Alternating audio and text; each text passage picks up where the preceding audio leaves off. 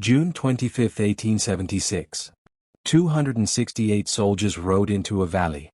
None of them came back alive, except one man. And what he witnessed that day was so unspeakable, the U.S. government tried to erase it from history forever. This is the story they never wanted you to know. The calm before the storm.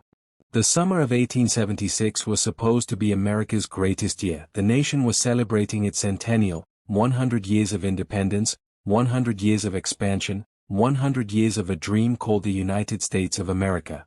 In cities like Philadelphia and New York, fireworks lit up the sky, bands played patriotic hymns, and politicians gave thundering speeches about the glory of manifest destiny. But 1,000 miles to the west, in the rolling hills and river valleys of the Montana Territory, something ancient and unstoppable was gathering. Lieutenant Colonel George Armstrong Custer knew his reputation better than anyone.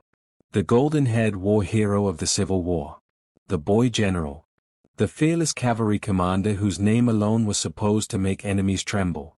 He had ridden into 100 engagements and come out the other side every single time, untouched, victorious, grinning beneath his wide-brimmed hat. He believed he was invincible. On the morning of June 25, 1876, Custer led the 7th Cavalry Regiment, 700 men strong, toward the Little Bighorn River in what is now Montana.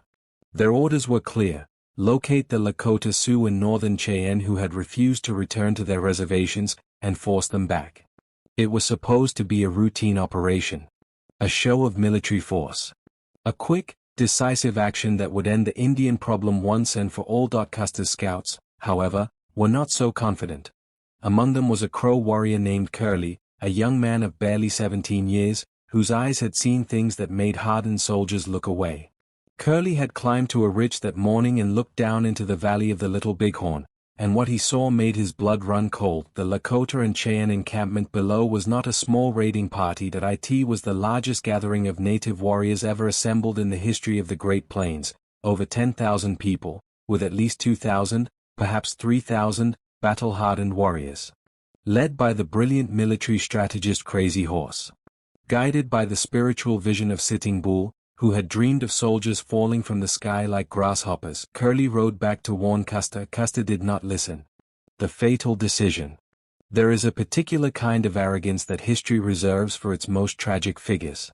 George Armstrong Custer possessed it in abundance. When his scouts reported the sheer size of the native encampment, when his Crow and Arikara trackers begged him to wait for reinforcements, when the very earth beneath him seemed to vibrate with the drumbeat of 10,000 hearts, Custer smiled. He had fought outnumbered before. He had always won. He made the decision that would seal the fate of every man riding with him. Rather than wait for the columns of General Terry and Colonel Gibbon, who were marching to rendezvous with him, Custer split his regiment into 3 battalions. Major Marcus Reno would attack the southern end of the village. Captain Frederick Benteen would sweep around to the west, cutting off any escape. And Custer himself would lead 5 companies, approximately 210 men, in a sweeping charge against what he believed was the northern flank of the camp. It was a bold plan.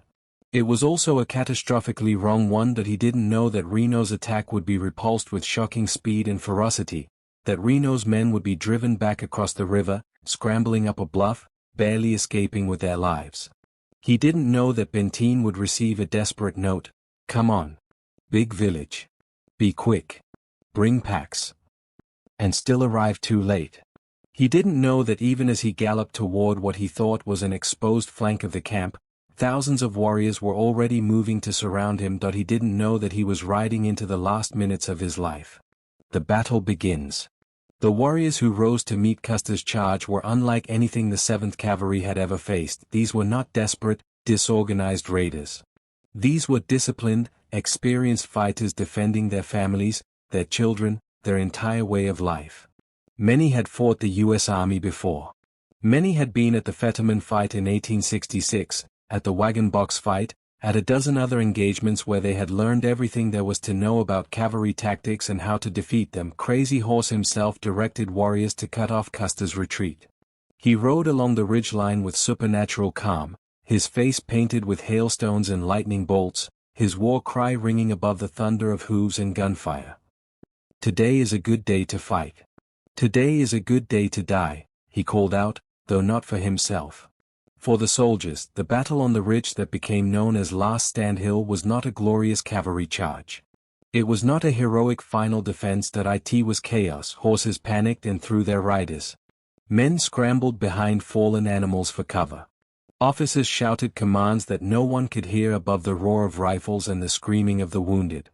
The warriors attacked from every direction simultaneously, from the ravines below, from the ridges above, from the north and south at once. Company after company collapsed. Captain Miles Keogh's company I was cut down in a ravine that would later be found carpeted with the bodies of his men, so tightly packed that investigators couldn't walk between them.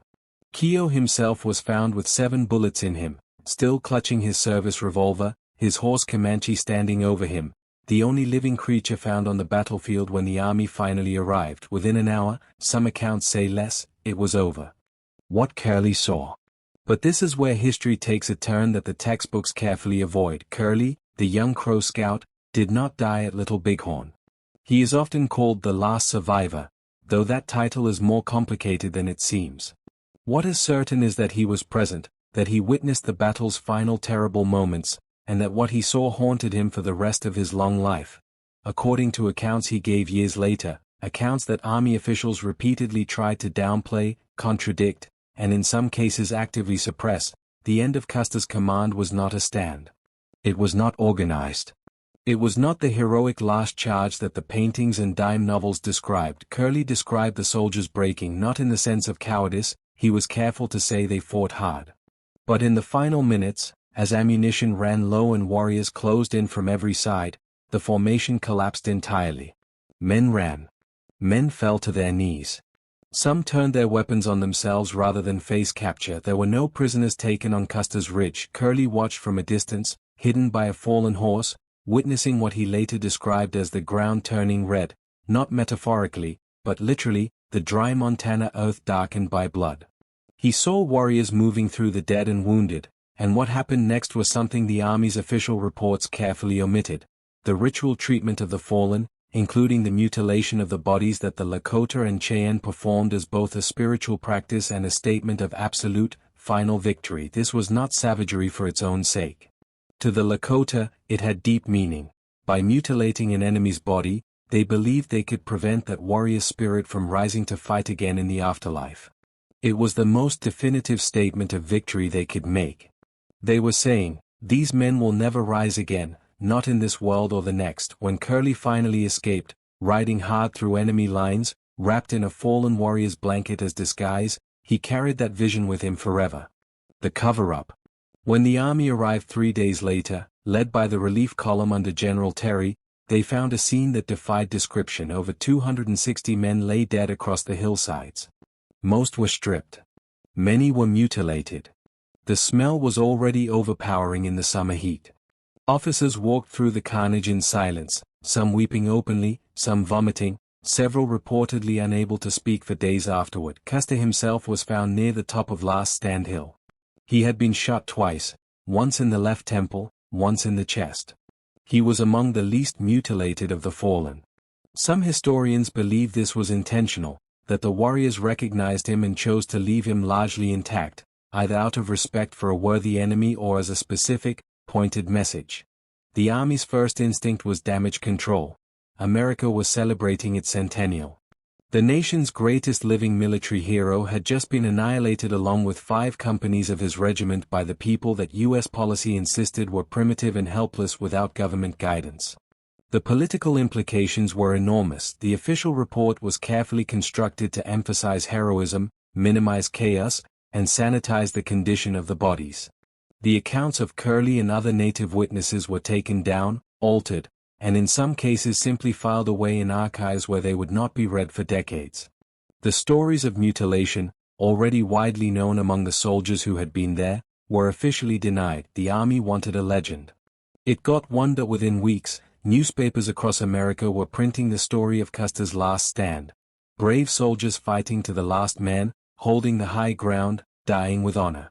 The reality, the broken formations, the desperate flight, the terrible final moments, was buried under layers of myth.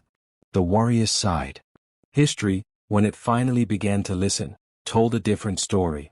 The Lakota and Cheyenne warriors who fought at Little Bighorn lived long enough to give their own accounts that corroborated Curley's testimony and added new, devastating details. White Bull, a nephew of Sitting Bull, claimed to have personally killed George Custer in hand-to-hand combat, though this was one of several such claims and has never been definitively proven.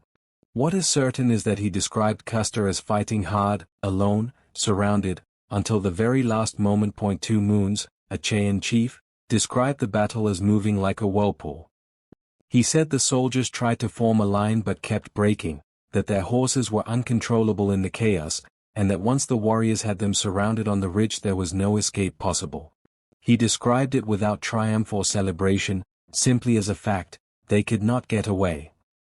Gall, another Lakota war leader, who had lost 2 of his wives and 3 of his children in Reno's initial attack on the village, fought at Little Bighorn in a state of pure, focused fury. He later said that he had never fought harder in his life, and that the soldiers had been brave.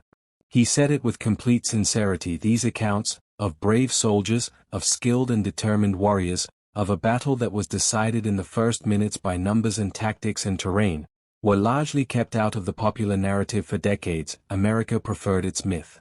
The aftermath. The Battle of Little Bighorn, or the Battle of the Greasy Grass, as the Lakota called it, was the greatest military victory ever achieved by Native Americans against the United States Army. That it was also, paradoxically, the beginning of the end. The outrage that swept across America after the news broke on July 4, Independence Day, of all days, was volcanic. Congress immediately approved massive new funding for the Army. Fresh regiments were deployed to the plains. The hunters who had been systematically exterminating the buffalo, the lifeblood of the plains cultures, were given new government support and encouragement. Within 5 years, the world that had produced Crazy Horse and Sitting Bull was essentially gone. Sitting Bull fled to Canada. He returned years later, surrendered, and was killed in 1890 by Indian Agency police, shot in the back during a botched arrest. Crazy Horse surrendered in 1877. He was bayoneted in the back while in Army custody later that year. He was 36 years old. The great village that had gathered at the Little Bighorn, 10,000 people at the peak of their power, celebrating the greatest victory of their lives, were scattered, hunted, starved, and forced onto reservations within years. And the land itself, the sacred Black Hills, the Paha Sapa, for which so much blood had been shed, was seized, stripped of its gold, and incorporated into the United States. Curley's long silence. Curley lived until 1923. He was the last person alive who had seen with his own eyes what happened on those ridges above the Little Bighorn River on June 25, 1876. For most of his long life, he gave few interviews. When he did speak, his words were careful, measured, and haunted.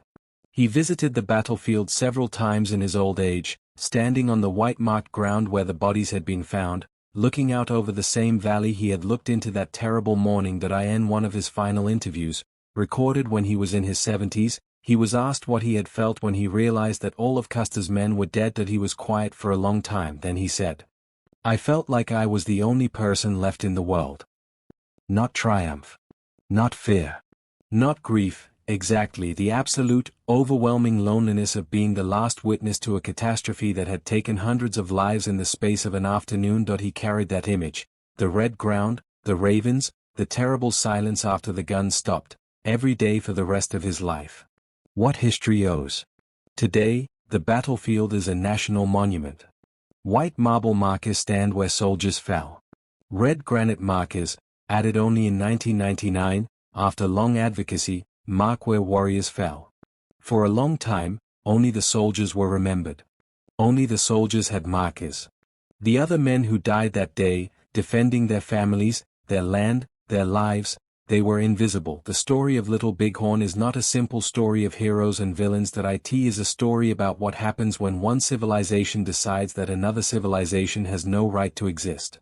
It is a story about arrogance, and about the terrible consequences of refusing to listen. It is a story about men on both sides who fought with everything they had and died in the dust of a Montana afternoon. And it is the story of a young Crow Scout who rode away from a hilltop covered in bodies, carrying a vision so terrible that the government spent decades trying to erase it. Curley never forgot. History finally has no choice but to remember.